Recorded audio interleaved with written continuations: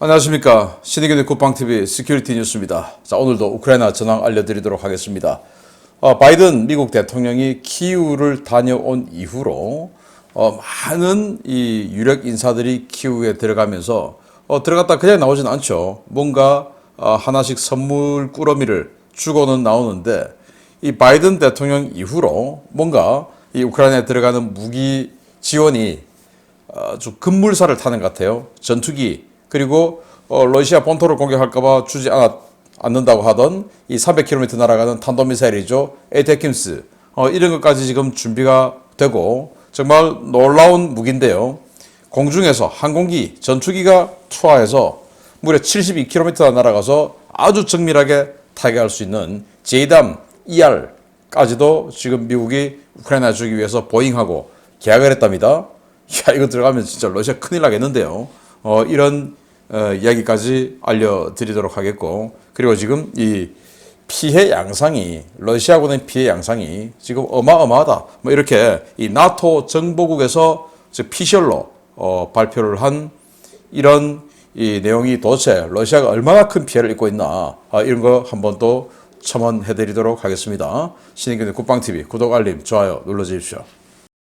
전과를 먼저 보겠습니다. 어제는 러시아군이 620명 죽었습니다. 전차 8대 격파, 장갑차 7대 격파, 차량 1대 격파, 야포 7문 격파, 무인기 3대 격추 등의 전과가 있는데 뭐 매일 똑같지만 전차 장갑차 같은 이 기갑 장비는 적은 숫자인데 반해서 병력은 뭐 2개 대대에 가까운 이런 병력이 저 세상으로 갔습니다. 그래도 오늘은 뭐 2개 대대 초과하진 않았어요. 620명이니까. 뭐 그저께 어제 뭐 800명, 900명 이런 것들에 비해서는 상당히 적은 숫자이기는 하지만 그래도 어마어마하죠. 이런 러시아군이 죽었고요. 자, 이런 전과 바탕으로 상황을 보면 백악관은 이야기합니다. 바이든 대통령과 젤렌스키 대통령의 회담 이후에 많은 후속 조치가 이루어지고 있다라는 건데, 그러니까 그동안 우리가 알고 있었던 이 좀 공개되었던 무기 지원이라든지 이런 것들하고 추가로 더 많은 뭔가가 이루어지고 있다라고 하는 기대감을 갖게 했고요. 젤렌스키 대통령은 러시아군이 지금 여러 곳에서 파상 공세를 퍼붓고 있음에도 불구하고 전선은 안정적으로 유지하고 있다라고 하는데, 제가 바흐무트 전선 지도를 한번 보겠습니다. 자, 이 바흐무트 전선, 야, 이거 보면 지금 뭐 바흐무트 곧 함락될 것처럼 보이는데 이 척파로시가 정리해서 뉴욕타임즈에 게재하는 지도죠. 자, 이거 보면 지금 바흐무트 위에 있는 M03도로 완전히 지금 러시아군이 초월해서 밑에까지 내려왔습니다.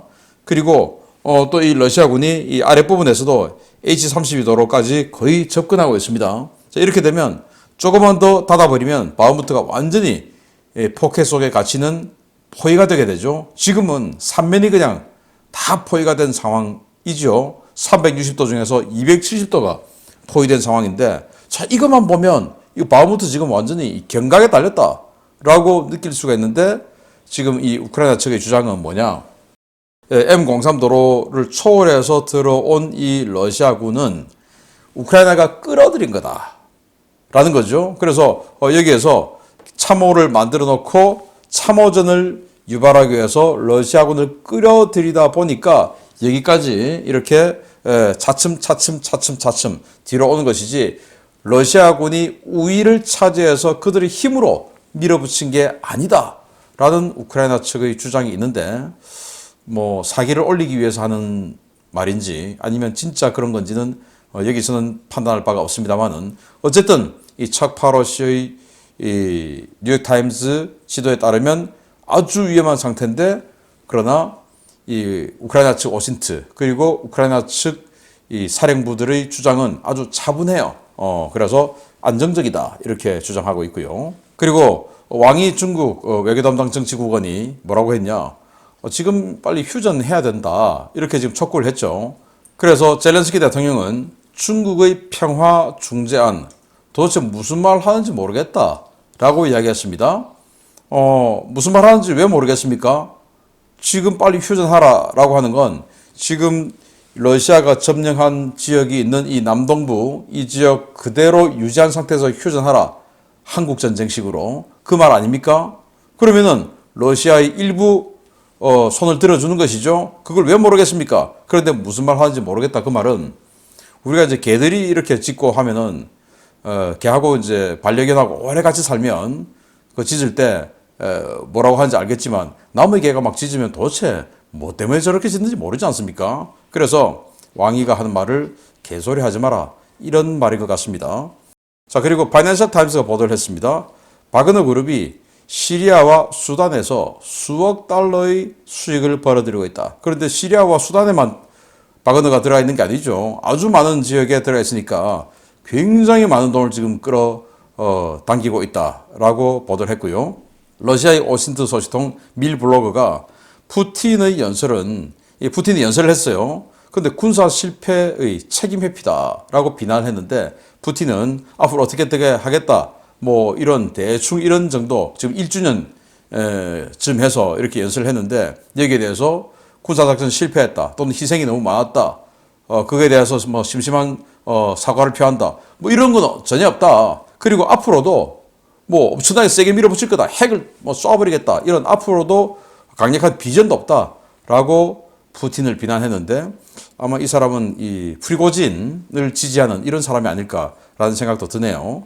그리고 미국 그리고 이스라엘 의회 대표단이 잇따라 젤렌스키 대통령을 접견을 했는데 지금 이 바이든 대통령이 키우에 들어갔다가 나온 이후로 미국 하원 대표단 그리고 이스라엘 의회 대표단이 잇따라 젤렌스키 대통령 만나서 여러 가지 지금 약속을 하고 있는데 좀 이따 알려드리겠습니다. 그리고 이탈리아 총리도 키우를 방문해서 정상회담을 했는데 이탈리아 총리가 키우 방문한다라는 이제 보도가 나오니까 그 전에 이 많은 사람들이 이탈리아가 그들이 가지고 있는 알파젯 훈련기, 토네이도 전투기 이런 것들을 우크라이나에 줄 것 같다라고 막 설이 파다하게 돌았는데 아마 정상회담 할 때 젤렌스키 대통령이 물어봤나 봐요. 지금 그런 설이 있는데 알파젯이나 토네이도 전투기 줄 건가요? 물어본 것 같아요. 그러니까 이탈리아 총리가 안 준다라고 이야기를 했는데 뭐하러 여기 갔는지 모르겠습니다. 사진 찍으러 갔는지. 자, 마리우폴에서 11차례의 대규모 폭발이 식별됐다고 하는데 이게 뭐 너무나 큰 폭발이라서 파르티잔들이 뭔가 작업을 하는 것보다는 그러고 보기에는 너무 크다라는 평가예요. 그래서 공습을 했나? 그런데 마리우폴은 전선에서 굉장히 후방에 있는 중심이죠. 이 후방 중심까지 들어가서 공습하기에는 너무 위험한 것인데 그럼 도대체 뭐냐? 그래서 이 미국으로부터 GLSDB 이거 벌써 받은 거 아니냐? 그 이제 150km 날아가니까 이런 추측도 나오고 있답니다. GLSDB 벌써 받았기를 기대합니다. 자, 어제 바그너 그룹의 프리고진이 우리는 지금 탄약 보급도 제대로 못 받고 있다. 이렇게 이야기했죠. 그러니까 러시아 국방부가 탄약 공급 방해하는 거 이거 프리고진 말은 거짓이다. 라고 지금 진실 공방 게임을 하고 있어요. 그렇게 러시아 국방부가 프리고진은 거짓말장이 라고 비난을 하니까 또 바그너의 프리고진은 정부는 말이야 공병삽조차도 하나도 안 줬어. 탄약은 고사하고 그런 공병삽도 안 주는데 우리가 참모도 파고 해야 되는데 어떡하냐 라고 하면서 지금 군부와 바그너 그룹 간에 설전이 벌어지고 있다라는 참 콩가루 상황을 한번 봤고요. 자, 우크라이나 총참모부는 러시아가 리만과 쿠판스크 방면에서도 공세를 펴고 있다라고 하는데 이건 도대체 무슨 생뚱맞은 소리냐라는 생각이 드는 게 자, 크레미나가 여기 있습니다. 여기 지금 전선이죠. 그리고 크레미나에서도 지금 러시아군이 앞으로 확 치고 나왔어요. 그래서 여기 지금 경합지역 전투가 벌어지고 있습니다. 아르위로. 그런데 리만 어디냐? 리만 여기입니다. 여기. 여기까지 어떻게 공세를 펴냐? 아마도 그냥 경보병 그러니까 특수부대 몇 팀 정도 보내서 뭐 했지 않을까 생각을 하는데 쿠판스크는 여기보다 더 훨씬 북쪽 스바토베가 또 전선이지 않습니까? 스바토베에서 북서쪽에 있는 곳이 또 쿠판스크예요. 거기도 이런 식으로 뭐 갈 수 없는 곳인데 전선이 형성되지 않는 곳인데 공세를 펴고 있다라고 하는 거 뭐 그냥 경보병 몇 팀 가서 좀 타격을 좀 했나 봅니다. 자, 이런 상황 그리고 이 크레미나 상황도 여전히 우크라이나가 P66 도로를 중심으로 해서 계속 선방을 하고 있는 상황을 볼 수가 있습니다. 자, 이런 상황 바탕으로 주요 소식 들어갑니다. 첫 번째입니다. 우크라이나 동부전선의 전투 양상이 제1차 세계대전의 참호전과 같은 상황으로 변하면서 러시아군의 인명피해가 당초 알려진 것보다 훨씬 더 클 수도 있다는 분석이 쏟아지고 있습니다. 인류 전쟁사를 통틀어 참호전만큼 공격 측의 인명피해가 큰 전투 양상도 없는데 반격을 준비하고 있는 우크라이나는 러시아 사례를 분석하며 철저하게 준비하고 있는 것 같습니다. 러시아군이 잠시 뒤로 빠졌던 바그너 그룹을 다시 전면에 배치하고 공수군, 루안스크군 등의 전력을 총동원해 바흐무트 북쪽 M03 고속도로 일대에서 대대적인 보병 돌격전을 감행하고 있다고 복수의 오신트 소식통이 현지 시각 2월 22일 리포트했습니다. 우크라이나군 동부작전사령부 관계자 등 오신트 소식통들은 러시아가 우크라이나 현지 시각으로 2월 21일 오전부터 바흐무트 북쪽 주요 전선에서 대규모 보병들을 동원한 돌격전을 시작했다고 보고했습니다. 21일 공세는 기존의 보병 돌격 전술과는 약간 달라진 모습을 보였는데요. 러시아는 비교적 구식이지만 그래도 전차로서의 가치는 발휘할 수 있는 T-72B1 등의 구형 전차들을 보병대에 배속시켜 이들로 하여금 보병 부대의 방패 역할을 해주는 모습을 보이고 있습니다. 그러나 전차를 동반한 러시아군의 공세는 전차 숫자 자체가 워낙 적어 별다른 실효를 거두지 못하고 있는데요. 우크라이나군은 전차가 식별되면 포격으로 원거리에서 이들을 차단하거나 참호 또는 건물에서 대전차 무기를 발사해 러시아군 전차를 우선 파괴한 뒤 보병들을 쓸어버리는 방식으로 러시아군 공세에 대응하고 있습니다. 나토 정보국은 러시아의 이 같은 공세를 휴먼 웨이브, 즉 인간 파도라고 명명했는데요. 나토는 러시아군이 100야드, 즉 91m를 진격할 때마다 2,000명 이상의 병력 손실을 보이면서도 악착같이 병력을 밀어넣고 있다고 평가했습니다. 이는 바흐무트 북쪽 M03 고속도로 동측면의 잘리지안스케 방면에서 매일 수백 미터씩 전진했다가 후퇴하는 상황과 연계해 추정했을 때 러시아군이 하루 1,000명 미만으로 발표되고 있는 우크라이나 측 사살 전과 집계보다 훨씬 더 큰 피해를 입고 있을 가능성을 시사하는 것입니다. 기본적으로 참호전은 지뢰와 장애물, 포병 화력의 지원을 받으며 고도로 엄폐된 진지의 적을 향해 돌격하는 전투이기 때문에 공격 측에 막대한 피해가 발생할 수밖에 없는데요. 제1차 세계대전 최악의 참호전으로 불리는 베르댕 전투의 경우 303일간 무려 71만 명이 넘는 사상자가 발생한 바 있습니다. 이 때문에 우크라이나군은 현재 영국과 독일, 캐나다, 폴란드 등에서 실시되고 있는 위탁 교육에서 참호전 훈련을 크게 강화했는데요. 우크라이나군은 루한스크와 도네츠크 지역에 최근 몇 달간 러시아군이 구축한 참호 방어선을 분석하고 이 분석 데이터를 바탕으로 각 방어선에 대한 돌파 전략을 짜고 있는 것으로 전해졌습니다.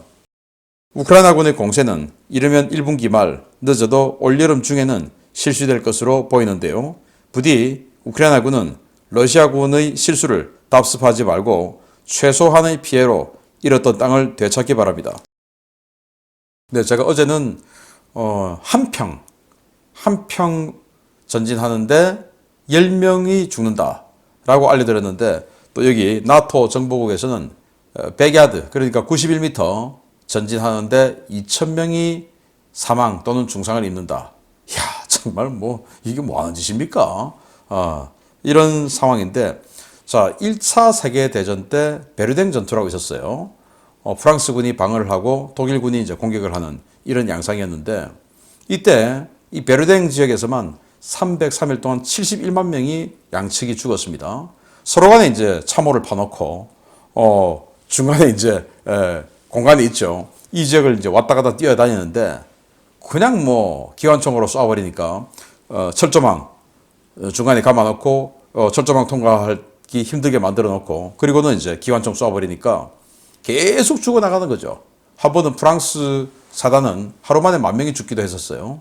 그런 정도로 이 참호전이 무서운 겁니다.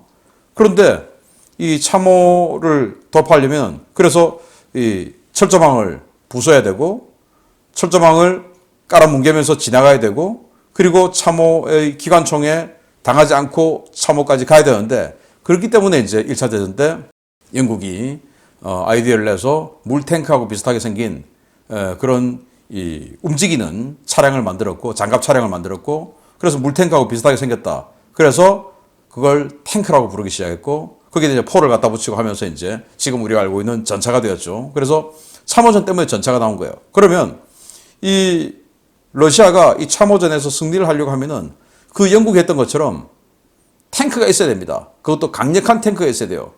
당시에는 기관총밖에 없었으니까 뭐 그런 그 아주 얇은 장갑의 그런 쇳덩어리로도 참호까지 갈 수 있었지만 지금은 뭐 대전 참호기가 워낙 좋으니까 강력한 방어력의 탱크가 있어야 되는데 러시아는 뭐 강력한 방어력은 고사하고 탱크 자체가 지금 별로 없죠. 그러니까 참호전에서 너무나 큰 피해를 낳게 되는 겁니다. 이런 식으로 보병만 계속 돌격해서 이거 투두둑 하고는 그냥 죽었습니다. 러시아군인데 동영상 보니까 그렇더라고요. 자, 그리고 우크라이나군 한번 보십시오. 이렇게 기관총과 머리 요만큼만 딱 내놓고 위에서 아래 살짝 아래를 향해서 쏘는 이 기관총 총자를 어떻게 제압하겠습니까? 여기는 요만큼만 지금 딱 노출이 된 상태에서 돌격해 들어온 측은 최소한 상반신 정도는 다 한 1m 정도는 지금 노출이 되어 있죠. 그러니까 땅바닥을 향해서 그냥 마구마구 그냥 갈겨버리면 그리고 12.7mm니까 스쳐도 그냥 다 죽는 거죠. 이런 식으로 쏘는 겁니다. 그리고 총신 이런 것도 가열되면 또 바꿔야 되니까 옆에 소총, 유탄 발사기, 소총 2개나 그냥 놔두고 탄창 교체할 때 옆에서 탄창 교체해주면 또 소총 가지고 또 쏘고 유탄 발사기 또 한 방 놔주고 이런 식으로 계속 지금 소모전을 하고 있는데 총알을 많이 소모하는 것보다 군인이 많이 죽는 러시아가 훨씬 더 아프겠죠. 그래서 이제 곧 있으면은 우크라이나와 러시아의 공방이 바뀔 겁니다. 이제는 우크라이나가 치고 들어가겠죠. 러시아도 참호 파놨습니다. 그래서 지금 이 우크라이나군이 영국이나 이런 데 가서 이게 영국입니다. 여기는 이 훈련을 하고 있는데 참호전 훈련을 엄청나게 한다는 거예요. 지금 참호전 훈련하고 있죠. 참호전 하면 어떻게 해야 됩니까? 교통으로 들어갈 때 적 들어오면 그냥 앞에서 산탄총으로 그냥 확 해서 대충 쏴도 그냥 죽게끔 하는 그런 총이 있어야 되죠. 그리고 총신이 짧은 총 있어야 되죠.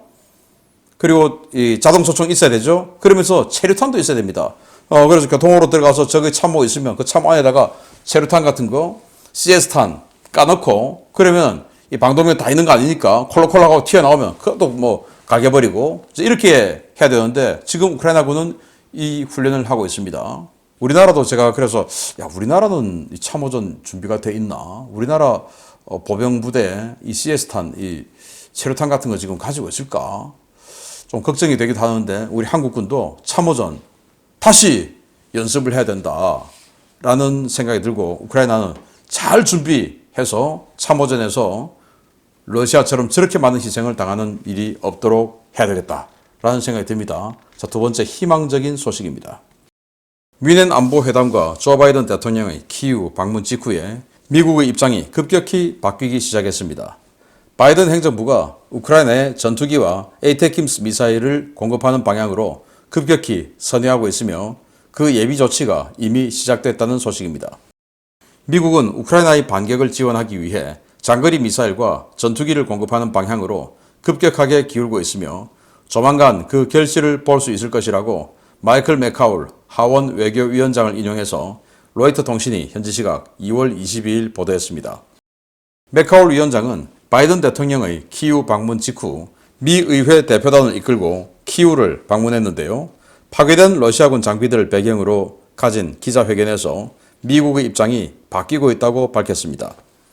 맥카울 위원장은 행정부는 아직 어떤 무기를 얼마나 빨리 공급할지 결정하지 못했지만 의회는 현재 행정부가 우크라이나에 대한 장거리 무기와 전투기를 공급하는 의사결정 모멘텀이 증가하는 것을 보고 있다 라고 밝혔습니다. 그는 행정부는 장거리 미사일과 전투기를 공급하는 쪽으로 급격히 기울었으며 지금 당장이라도 우크라이나 전투 조종사를 훈련시킬 수 있는 준비가 되어 있다 라며 조만간 이와 관련한 발표가 있을 것이다 라고 밝혔습니다. 맥카울 위원장의 이러한 입장은 전날 린지 그레이엄 상원 법사위원장의 입장과 일맥상통하는데요. 발표가 나오면 이미 무기 공여가 시작되었거나 해당 무기가 우크라이나에 도착한 직후라는 그간의 관례처럼 이미 관련 움직임이 시작되었습니다. 우선 미국은 그동안 단 한 번도 발표된 바 없었던 전투 헬기 공여 작업을 진행 중입니다. 우크라이나 군사정보국은 직할 특수부대의 침투작전용 자산으로 미국의 UH-60 블랙호크 헬기가 공여됐다며 현지 시각 2월 22일 해당 사진을 전격 공개했습니다. 우크라이나 공군의 밀-24 하인드 공격 헬기와 함께 경납고에서 촬영된 블랙호크 헬기에는 우크라이나 국기가 선명하게 새겨져 있었는데요. 이는 미국이 공식 발표된 무기체계 외에도 비밀리에 다양한 무기체계를 공급하고 있다는 것을 보여주는 것입니다.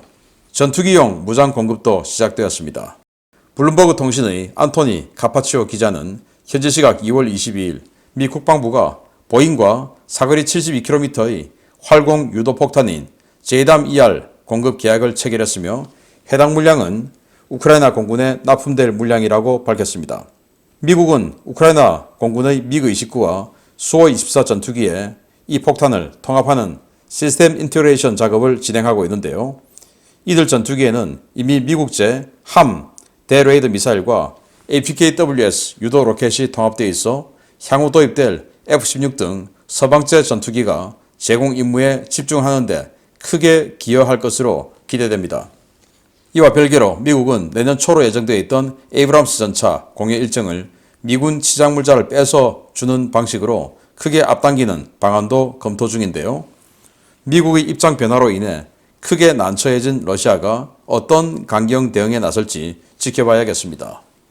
네, M1 에이브람스 전차 내년까지 주겠다 31대를 라고 했는데 지금 미국 국민들이 아니 내년이 오냐 지금 줘야지 이제 의회에서 막 이렇게 되니까 아마 바이든 행정부가 이 어떤 그 빨리 주는 이런 것들 안 받아들인다면 지금 뭐 공화당 민주당 상원 하원 할 것 없이 초당적으로 지금 이렇게 나서고 있으니까 아마 의회에서 법을 만들어서 지원 법안을 만들어서 주도록 하는 강제하는 이런 것도 생길 수가 있기 때문에 바이든 입장에서는 그렇게 해서 강제로 떠밀려서 집행하게 되면 완전히 그냥 리더십 큰일 나는 거죠. 그래서 이 분위기가 이렇기 때문에 미국이 뭔가 조치를 긍정적 또 능동적으로 취할 것이다 라는 관측인 겁니다. 자, 여기 맥카올 위원장이 외교위원장이 이렇게 뒤에 대통령궁 보이고 이런 곳에서 러시아군 파괴된 무기들 놔두고 이렇게 기자회견을 합니다. 그래서 큰 변화 있을 것이다. 그 우리는 지금 보고 있다. 그러니까 기대해라 라고 지금 이렇게 하고 있는 거예요. 그러면서 미국이 아주 장거리 GPS 유도 폭탄을 준다 라는 보도가 나왔습니다. 블룸버그에서 나왔죠. 그게 뭐냐? 바로 JDAM인데 이렇게 KGB처럼 날개가 달렸네요. 그냥 JDAM은 아주 고고도에서 고속으로 달리면서 하늘을 나르면서 폭탄을 투하하면 이 뒤에 있는 핀이 있죠. 이 핀이 이제 자세를 찾아서 잡으면서 아주 정밀하게 이제 인공위성 GPS 유도를 받아서 딱 타격해 들어가는데 뭐 사거리가 뭐 한 20여 킬로미터 이 정도 되죠. 그런데 여기다가 날개를 다니까 이게 이제 활공을 하는 겁니다. 당연히 훨씬 더 멀리 날아가겠죠. 그래서 무려 72km나 날아가는 겁니다. 이걸 지금 미국이 우크라이나를 주기 위해서 보잉하고 대량 계약했다라는 보도가 나왔어요. 자, 그러면 이거 들어가면 만약에 미그-29나 수호-24 같은 전투기에다가 러시아산 전투기에다가 이걸 장착하고 하면은 정밀도가 왕창 떨어집니다.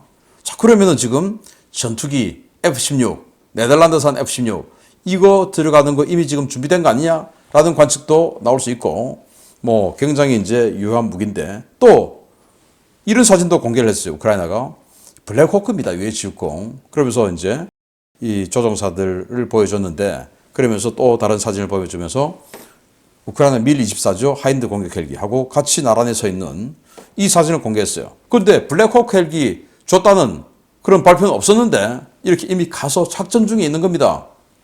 침투용으로 쓴다고 하는데 그 정도로 우리가 알지 못하는 상황에서 많은 무기들이 지금 전달되고 준비되고 있다라는 걸 알 수 있는데 부디 전투기 그리고 에이테킴스 그리고 에이브람 전차 빨리 주어서 우크라이나의 역습에 사용될 수 있도록 해주기를 기대합니다. 마치겠습니다. 감사합니다.